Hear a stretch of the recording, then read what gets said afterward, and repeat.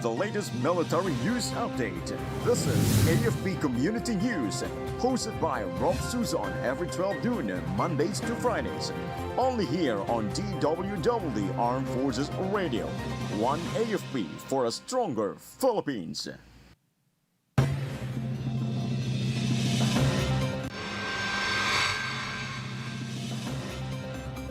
Philippine Navy launches Sail Plan 2040 to boost maritime security. Philippine and Thai armies strengthen disaster response interoperability. Gas and diesel prices up again amid global tensions. LTFRB to ensure commuters will not be stranded during the 3-day jeepney strike.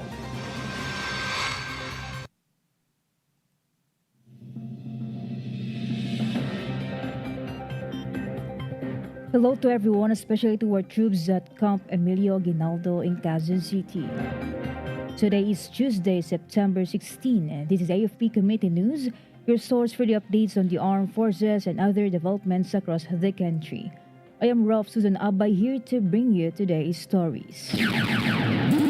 DWDD Armed Forces News. For the brief overview of our news, the Philippine Navy launched Sail Plan 2040 at the Naval Operating Base in Subic, Zambales yesterday.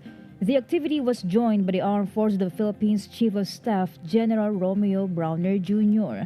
The plan outlines priorities in doctrine, training, logistics, and force structure to strengthen naval capability. General Browner reaffirmed the Navy's resolve to address evolving maritime challenges and safeguard the national waters. Sail Plan 2040 positions the Navy as a key force in defending Philippine interests and promoting regional peace. DWDD Armed Forces News. The 525th Combat Engineering Battalion and the Royal Thai Army conducted joint humanitarian assistance and disaster response training at Fort Bonifacio, Taguig City. The activity featured subject matter exchanges on collapsed structure rescue, rope operations, and patient handling. The Philippine unit also showcased its advanced search and rescue assets during a full capability demonstration. The training reaffirmed strong bilateral ties and enhanced both armies' readiness for life-saving operations. Armed Forces Radio. From NOLCOM, let us hear some information from Joanne about 5th ID PLGU Cagayan, strengthen partnership against insurgency. Cagayan Governor Edgar Aglipay and 5th Infantry Division Commander Major General Galivar Señores have solidified their partnership to maintain peace and order in the province of Cagayan. During their meeting on September 15, 2025, Governor Aglipay emphasized the provincial government readiness to support the military's efforts. The provincial government aims to have a coordinated and collaborated effort with the military to promote programs and projects that contribute to development while considering public safety. The governor also thanked the 5th ID for their dedication to ending insurgency threats. Major General Señores assured the public of the military's commitment to internal security and territorial defense operations. Notably, 5 out of 6 threat groups in the region have already been dismantled, and the military aims to conclude operations against the remaining groups before the end of 2025. This is John Sagak reporting for AFP Community News, One AFP for Stronger Philippines. Thank you, Joanne from NOLCOM.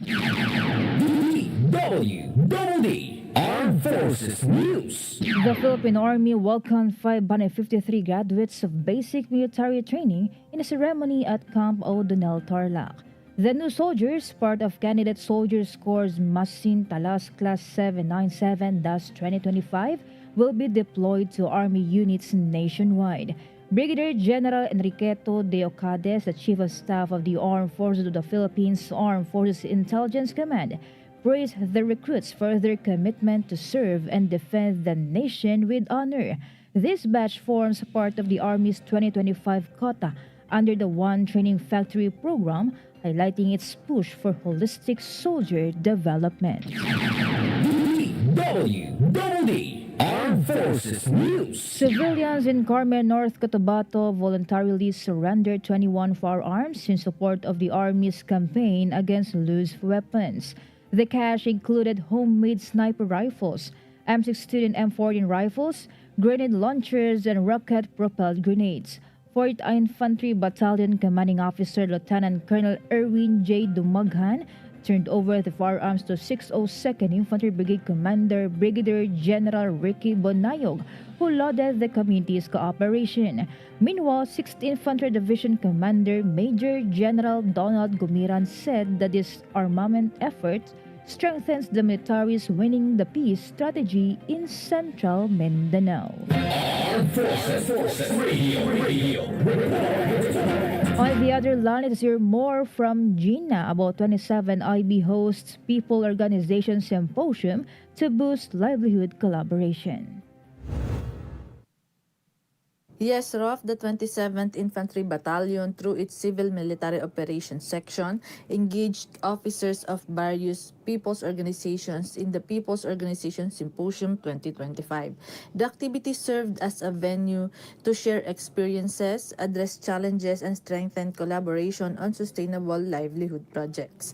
Highlights included livelihood discussions, a mini demo farm visit, an open forum, and food pack distribution. The symposium reinforced the Army's commitment in supporting community-based initiatives that promote peace and development. This is Gina reporting for AFP Community News, 1 AFP for Stronger Philippines. Thank you, Gina. DWDD Armed Forces News. A 65-year-old former Communist terrorist group member surrendered in Labo, Camarines Norte. Identified as Ka Arthur, he turned over a shotgun with ammunition, a revolver, 2 grenades, and a bandolier to personnel of the Dait Municipal Police Station and other security forces. Authorities said his decision was influenced by government programs and the appeals of his family. The surrender highlighted the effectiveness of the NTF-LCAC and community cooperation in pursuing peace without bloodshed. DWDD National News. For our national news, fuel prices went up for the 5th straight today. Gasoline and kerosene prices increased by 10 centavos per liter and diesel by 50 centavos per liter. Local oil industry sources said global fuel prices were pushed up by mounting geopolitical tensions following Israel's attack on Doha, Qatar, targeting Hamas leaders. Other reasons are United States tariff opening new trade opportunities for the shipping industry and the OPEC Plus raising its production at a lower rate than expected. Armed Forces Radio. From our report on the ground, let's hear the report of Jai about Army's Diamond Paddlers win championship in inter-agency dragon boat race. Yes, Rofh, the Diamond Dragon Boat Paddlers of the 4th Infantry Division secured a championship in the Interagency Dragon Boat Race during the 125th Philippine Civil Service Anniversary in Cagayan de Oro City. The event gathered government agencies in a spirited competition that showcased teamwork, camaraderie, and sportsmanship. Army paddlers displayed determination and synchronization to secure a decisive victory and highlighted their discipline both in service and in sports. 4th ID Commander Major General Mitchell Anayron Jr. praised the win and lauded all participants for promoting unity within the civil service community. This is Joy reporting for AFP Community News, 1 AFP for Stronger Philippines. Thank you so much, Jai. DWDD National News. The Land Transportation Franchising Regulatory Board gave assurances yesterday that the nationwide strike scheduled by jeepney drivers and operators on September 18 will not paralyze the public transport. LTFRB Chairperson Chofilo Guadis III said the agency, in coordination with the Department of Transportation, Metropolitan Manila Development Authority, and local government units, has lined up measures to keep commuters from getting stranded. Guadis said government vehicles, military trucks, buses, and modernized jeepneys will provide free rides during the strike. He then added that previous strikes had little impact because most jeepney operators and drivers continued to ply their routes. DWDD National News. Justice Secretary Jesus Crispin Remulla confirmed the discovery of at least 3 ghost flood control projects in Bulacan worth nearly 300 million. The DOJ chief also announced the creation of a special task force under his department to investigate systemic corruption in infrastructure spending. Remulla said the National Bureau investigation validated the existence of the anomalies using coordinates submitted through the Isumbong Mo kay Pangulong website, an online platform that allows citizens to report irregularities in government projects. The NBI's on-site validation confirmed that the supposed flood control works were non-existent. Each project package value at between 95 million and 100 million pesos. Armed Forces Radio. More updates from Jimboy. 11ID leads health, education, and sports programs for Bangsa Sugday. The 11th Infantry Division, in partnership with the Provincial Government of Sulu and LGUs, marked the 635 Bangsa Sugday with initiative in health, education, and sports. Tausug communities benefited from free consultation, surgeries, dental care, and blood donation. During the 3 days Bangsasug Medical, Surgical, and Dental Caravan, over 100 students also joined Lakbay Aral 2025, a cultural and educational tour that promoted heritage appreciation and learning. The celebration concluded with 3 Sulu 2025 Series 2, a sport event that fosters camaraderie, discipline, and healthy living among the youth. This is Jimboy reporting for AFP Community News, 1 AFP for Stronger Philippines. Thank you, Jimboy. DWDD Armed Forces News. For our announcement, good news for our AFP pensioners whose pension accounts are with Land Bank of the Philippines. You may withdraw your pension for the month of August starting today. Meanwhile, for AFP pensioners with pension accounts at Development Bank of the Philippines and Philippines Veterans Bank, you may withdraw starting tomorrow, Wednesday. For pensioners whose pension accounts are tagged as on hold, please contact the AFP PGMC office or call their hotlines at 0966-311-5003 for further assistance. DWDD National News. For other national news, Public Works Secretary Vince Dizon ordered the perpetual disqualification from office of 3 department officials, all formerly assigned at the Bulacan 1st Engineering Office. This is due to their alleged involvement in anomalous flood control projects. Dizon dismissed from service former Assistant District Engineer Bryce Erickson Hernandez, Construction Section Chief J.P. Mendoza, and Accountant Juanito Mendoza after they were found guilty of administrative charges. The charges are for disloyalty to the Republic of the Philippines and to the Filipino people, grave misconduct, gross neglect of duty, and conduct prejudicial to the best interest of the service. The order disqualifies them from ever holding public office, forfeits their retirement benefits, and cancels their civil service eligibility. DWDD National News. Former Department of Public Works and Highways Bulacan Assistant District Engineer Bryce Hernandez was returned to the Senate Detention Facility yesterday.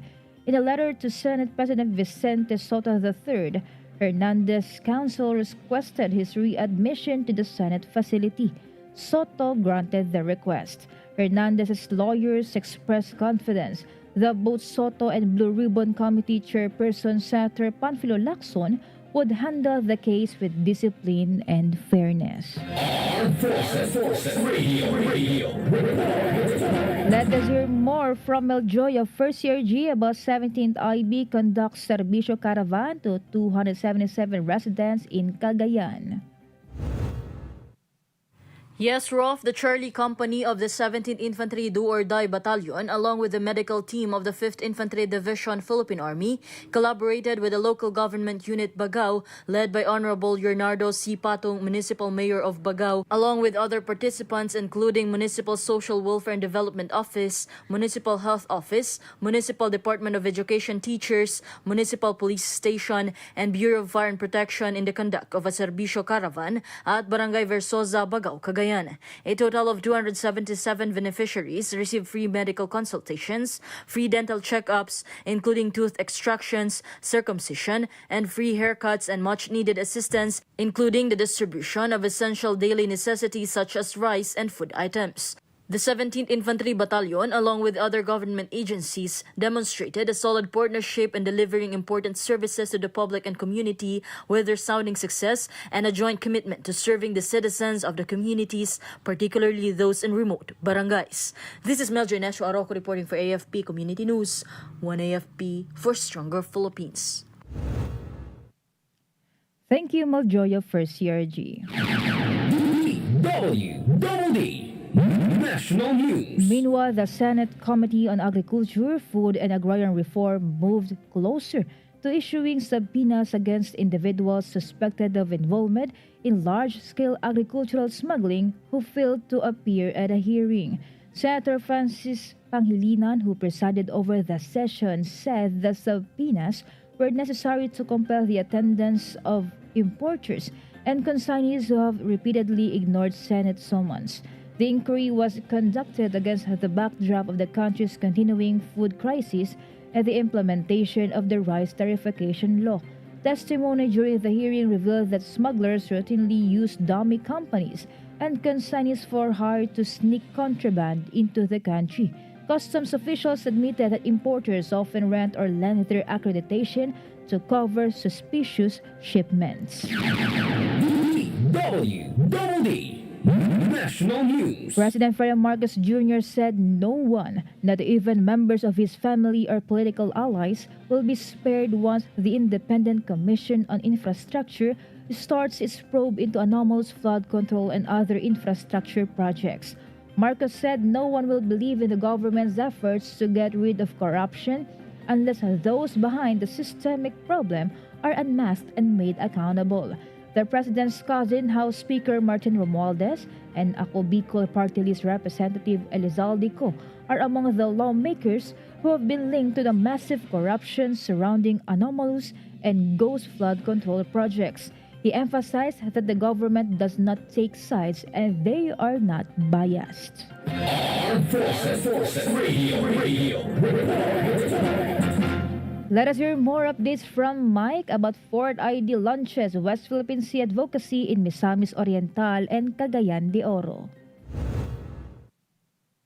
The 4th Infantry Division, led by Major General Michael Anairon Jr., became the first Army unit to display West Philippine Sea advocacy posters in key public areas of Cagayan de Oro City and Misamis Occidental. Posters were installed in major forts and malls to strengthen public awareness on defending national sovereignty and maritime rights. The initiative highlights the collective responsibility of government and private stakeholders in promoting patriotism and unity. Major General Anairon said the campaign reflects the Army's commitment to national defense and raising consciousness on issues affecting the country's future. This is Mike reporting for AFP Community News, 1 AFP for a Stronger Philippines. Thank you, Mike. DWDD National News. A digital platform has been launched to streamline, standardize, and strengthen the handling of public complaints against inefficient or corrupt practices in government service delivery. During the launch of the electronic complaint management system, Anti-Red Tape Authority Secretary Ernesto Perez said that the platform was developed by the agency in partnership with the Department of Information and Communications Technology. The ECMS has its key feature talk to TALA or Transparency, Accountability, Law in Action, an artificial intelligence-powered 24/7 complaints officer that analyzes submitted complaints, identifies recurring patterns, and supports the formulation of data-driven interventions.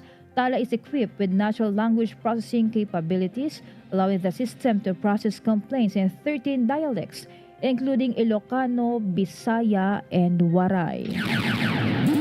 DWDD National News. A bill filed in the House of Representatives seeks to increase the World Teachers' Day incentive benefit from 1,000 to 3,000 pesos. House Bill 4531 was filed by House Assistant Minority Leader and Eastern Samar Representative Christopher Shin Gonzalez and House Minority Leader and 4-piece Representative Marcelino Libanan. Gonzalez said teachers are the bedrock of nation building. He added that by increasing the WTDIB, they are not just providing financial assistance, but also sending a clear message that the country values the dedication and sacrifice of the educators. Armed Forces Radio. And now some information from Shaina about Army Chief emphasizes troop welfare in visit to 51st Engineer Brigade. Yes, Rofh, Lieutenant General Antonio Navarrete, Commanding General of the Philippine Army, visited the 51st Engineer Brigade headquarters in Quezon City. He emphasized his personnel-focused command guidance and stressed the importance of troop morale and welfare. Lieutenant General Navarrete also announced plans to review the Army's future focus structure to enhance the career growth of the Army engineers. Moreover, he commended the brigade for its vital role as the Army's primary builders in Luzon, contributing to peace and development. This is Shaina Raneta reporting for AFP Community News, one AFP for a stronger Philippines. Thank you, Shaina. DWDD National News. President Ferdinand Marcos Jr. has canceled his official visit to the United States to attend the 80th United Nations General Assembly, or UNGA. This was scheduled for September 19 to 26. Presidential Communications Office Secretary Dave Gomez said the president has delegated his engagements at the UNGA to the Secretary of Foreign Affairs. This aims to allow him to focus on local issues. DWDD Armed Forces News. And that concludes today's broadcast, and thank you for tuning in, especially to our audience on AFP Radio, the DWDD's Facebook page. Be sure to join and catch us again tomorrow for more stories and updates, same time and same station. Once again, this is Rofh Suzon-Abay for AFP Community News, one AFP for a stronger Philippines. Behold the latest military news update. This is AFP Community News, hosted by Rofh Suzon every 12 noon, Mondays to Fridays. Only here on DWDD Armed Forces Radio. One AFP for a stronger Philippines. Ito ang DWDD 1134 kHz AM. Balita, impormasyon at musika. Ito ang DWDD AFP Radio. Boses ng Kawal Pilipino. Kayo ay nakatutok sa DWDD AFP Radio. Kami po ay kasapi ng KBP, Kapisanan ng mga Broadcaster ng Pilipinas.